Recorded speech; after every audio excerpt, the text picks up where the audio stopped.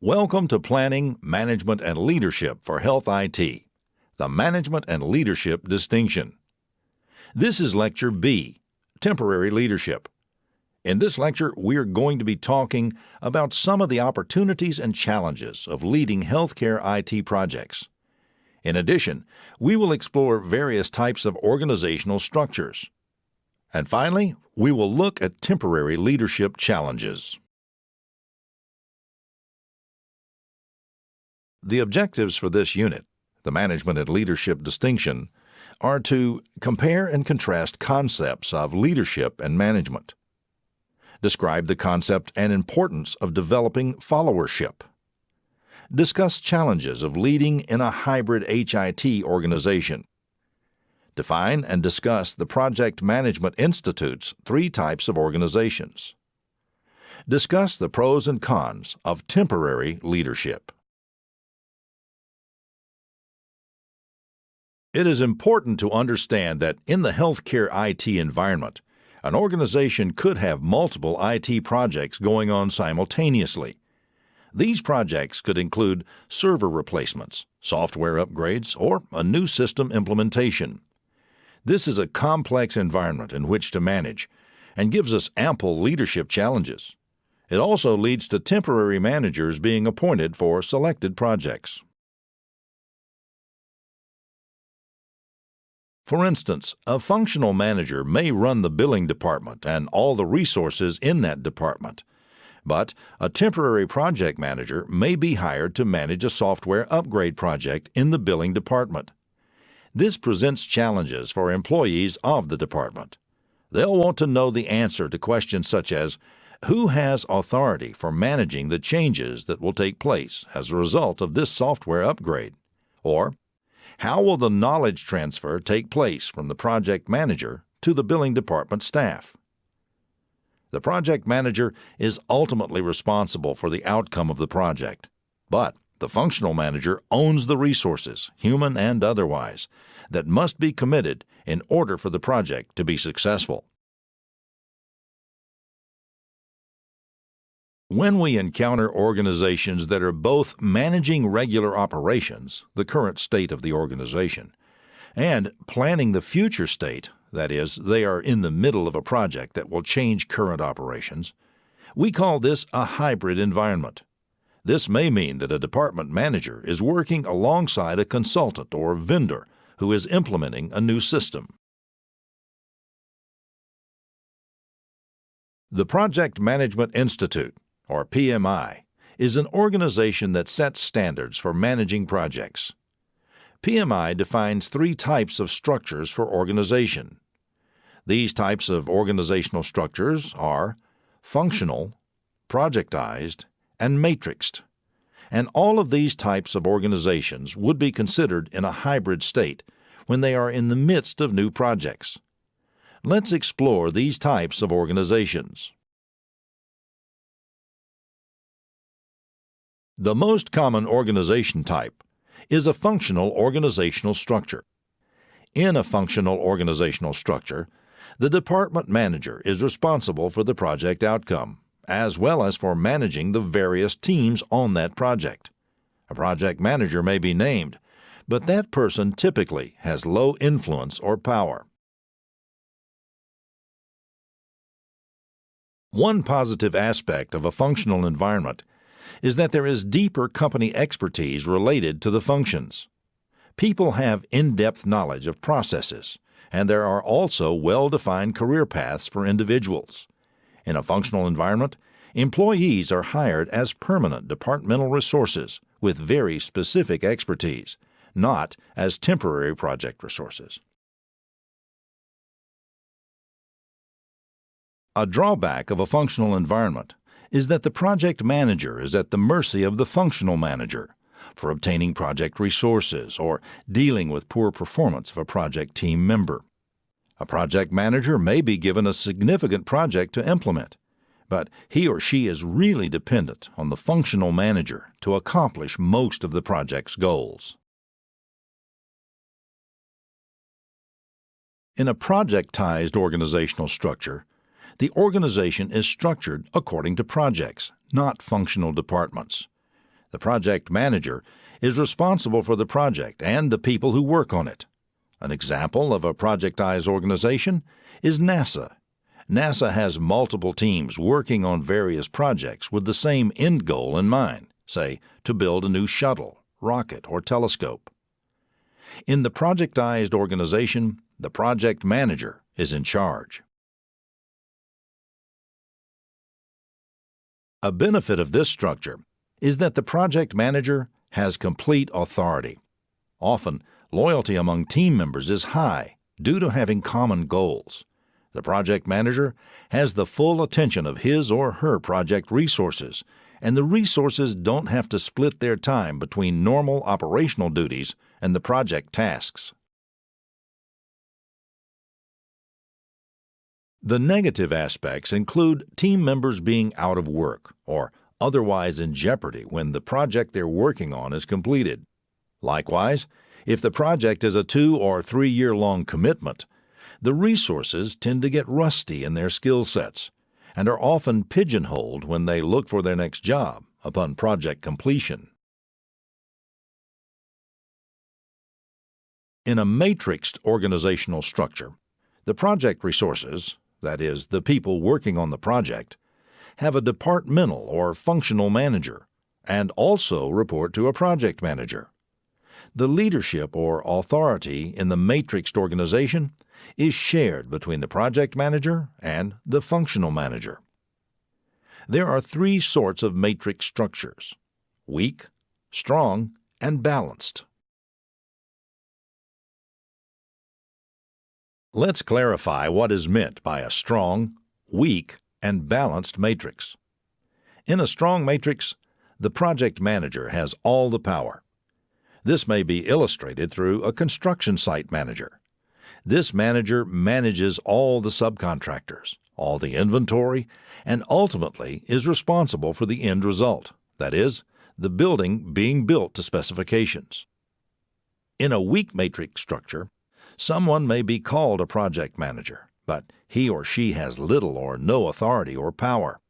In reality, this type of manager is more of a part-time coordinator on a project. A weak matrix often indicates that an organization is not far down the path on managing projects, according to the Project Management Institute's model. A balanced matrix may come into play in a product development effort at a software company. Think about Google and how it's run by software engineers. If a company is constantly trying to improve products, it will need some of the engineers to manage the existing state, and some of them to manage the project that will transition to the future state. Here, both parties have a vested interest in the outcome of the project, that is, the new product's development. The positive aspects of a matrixed organization include having the best of both worlds. Since project managers are embedded within a department, they tend to get more in-depth experience, whereas if they were on loan to that department, they may be coming into a project blindly. The negative aspects are higher costs because of duplication between the functional and project managers. Likewise, there is a possibility for more conflict between project and functional managers because of authority issues. HIT implementation managers could walk into any one of these environments. Therefore, it's good to get an early sense of how the organization operates. Your personal or company project management style or methods may not be a one-size-fits-all. As a general rule, people employed at a healthcare organization tend to be loyal to that organization and their functional manager. So remember, the functional manager should be your best friend. Understand the functional manager's needs and frustrations, and she will probably be more likely to work with you on issues that arise. Finally, the saying in project management consulting is that you are only as good as your last project. This can be a feast or famine industry. So, if you are seeking to develop your leadership skills through project management, be sure to always take the high road and maintain ties with all the organizations that you've worked with. A few words about temporary leadership. Large and even small-scale IT implementations may have several teams from several companies who usually come in to perform temporary tasks. For instance, an inpatient hospital may have contracted the services of a hardware company for the servers, a software integration team to link the interfaces to various systems, project managers to manage the schedule, budget, risks, and development work, and account managers from the vendor company to ensure contracts are carried out according to plan. All of these teams are scalable depending on how large the implementation is. But it's not unusual at a large hospital to have between 20 to 60 external resources on a project team at once. Even in small office practices, there are often multiple teams operating at the same time. Further complicating matters is the potential for the vendor to have more than one project going on at a time. Many development team leaders will be committed to several projects at once in different locations, and may be on the site 1 week but gone the next, only to return again in 2 weeks. So much about being successful in healthcare IT is learning how to listen, which, some would argue, is more than half the job in communicating. Listening to what end users or stakeholders really need and figuring out how to help them is an enormously valuable skill. Finding a technological solution is not the end-all, be-all cure. Really listening to what end users need is essential. Even more important is the implementation manager's ability to hone in on his or her emotional intelligence skills. These are discussed at length in another topic in this unit. Department managers may feel they're being spread too thin, trying to manage the current operations of the organization while also trying to plan for the future environment. Project resources will feel stretched and may not know if they should be loyal to the project manager or their department manager. This can create a stressful environment, and the temporary leader will need good emotional intelligence, which includes listening skills and the ability to act calmly in a stressful environment. There are good and bad things about temporary leadership. On the positive side, your time at an organization may be temporary, especially if you are an implementation manager for a vendor or other outside entity. You may be in an organization that does not value the EMR implementation or the education that's being provided. The interactions with a temporary leader and the permanent staff are not always positive, and you should understand this is not personal. It's more likely that there has been a steady stream of temporary managers or workers in the organization. Some have been hatchet people. They are there to assess the landscape and make recommendations that will save the healthcare organization money, and that might mean cutting staff. Some people will lump you into this category and not buy into the project you're leading. This is to be expected at times. Just remember, your leadership is temporary. You will leave the organization and move on to your next job. While you are cycling in and out of different organizations, you'll see that there is typically a pattern or blueprint to how the organization operates. If you have been on several implementations in a row, you'll be able to pick up on cues more quickly and probably have a quicker read on the temperature of an organization. There are also drawbacks to being a temporary leader in an organization. As stated previously, you may be in and out of an organization pretty quickly. We know that trust takes a while to build. It may never fully develop. Likewise, you may be coming into an organization with more skill sets or product knowledge than the permanent staff, and there might not be enough time for adequate knowledge transfer. Ideally, knowledge transfer should happen as part of a quality management piece of the project plan, but this doesn't always happen. Finally, recognize that not everyone in the organization welcomes change in the same way. and temporary leadership may create some unrest. Temporary leadership of a project is a difficult task, for you may only be in the organization long enough to create a lot of change and then leave without ever seeing the true fruits of your labor.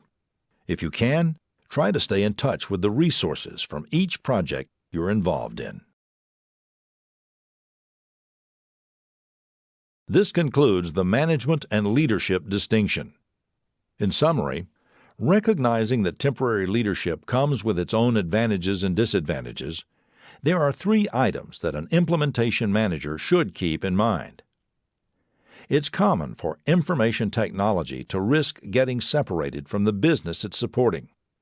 We should try to focus not just on the technology, but what the business is trying to accomplish with the technology.